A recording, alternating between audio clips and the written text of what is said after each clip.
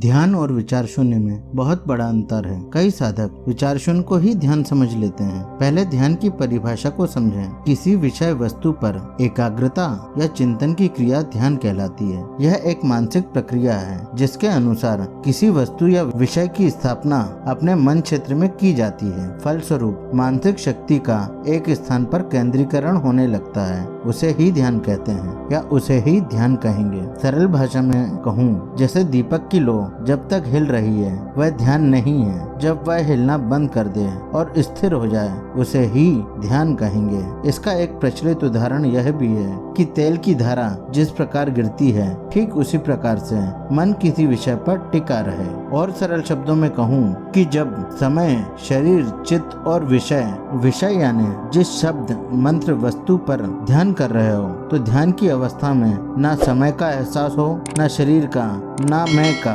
और आप और विषय एक ही हो जाओ। एक और एग्जाम्पल, यदि मैं आपसे कहूँ कि चिड़िया के बारे में सोचिए तो आपको सिर्फ चिड़िया के बारे में सोचना था। कौन सी चिड़िया, घरेलू, उड़ने वाली और उसकी प्रजाति आदि के बारे में विचार को रोकना ही ध्यान होता है। यदि आपने दो चिड़िया के बारे में सोचा है तो आप ध्यान में नहीं अपितु विचार में हो। थोड़ा कंफ्यूजिंग साउंड करता है पर ध्यान को इससे बेहतर समझाना कठिन है। जैसे अर्जुन को जब द्रोणाचार्य ने कहा था चिड़िया की आंख में निशाना लगाओ और अर्जुन से जब पूछा कि तुम्हें क्या दिख रहा है तो अर्जुन ने कहा मुझे सिर्फ चिड़िया की आंख के अलावा संसार में कुछ नजर नहीं आ रहा। इसे ही ध्यान कहेंगे। वहीं विचार शून्य एक मनोस्थिति है, अर्थात मन में कुछ नहीं, कोई विचार नहीं, अनंत खालीपन। इसमें मन में कोई शक्ति नहीं, जैसे शरीर में जान नहीं, आत्मा नहीं, चेतना नहीं तो उसे मृत शरीर कहेंगे। वैसे ही विचार शून्य मन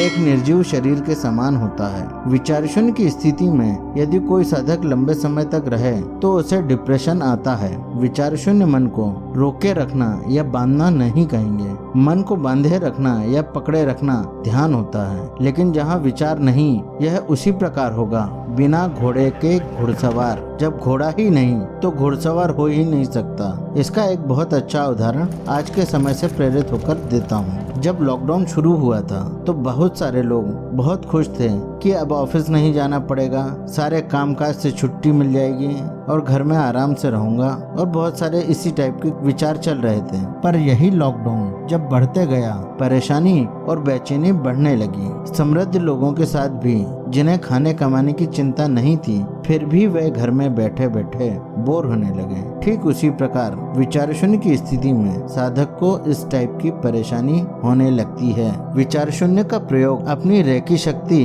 या आशीर्वाद शक्ति या ची एनर्जी, आप जो भी कहना चाहो कह सकते हो, को बढ़ाने के लिए ही सिर्फ प्रयोग की जाती है, क्योंकि मन इस शक्ति का उपयोग बहुत करता है। और यदि आप विचार शून्य हैं तो आपकी ये सारी एनर्जी स्टोर हो जाएगी। तो जो भी साधक ध्यान करना सीख रहे हैं तो उन्हें विचार शून्य विधि का प्रयोग कभी नहीं करना चाहिए। विचार शून्य का प्रयोग सिर्फ वही कर सकते हैं जिन्हें जब बैठे ध्यान की अवस्था तक पहुंचने में कोई परेशानी ना होती हो और अपनी साधना की शक्ति का प्रयोग अर्थात रेकी या आशीर्वाद किसी को देना चाहते हैं या शक्तिपात करने के लिए विचार शून्य अवस्था का प्रयोग किया जा सकता है। तो सभी लोग ध्यान और विचार शून्य दो बहुत अलग घटनाएं और प्रयोग हैं। इस बात को समझ लें और आपको ध्यान करना ही सीखना चाहिए, विचार शून्य नहीं होना चाहिए। इसका एक आखिरी उदाहरण देना चाहता हूँ जिससे आप बहुत अच्छे से इस बात को समझ सको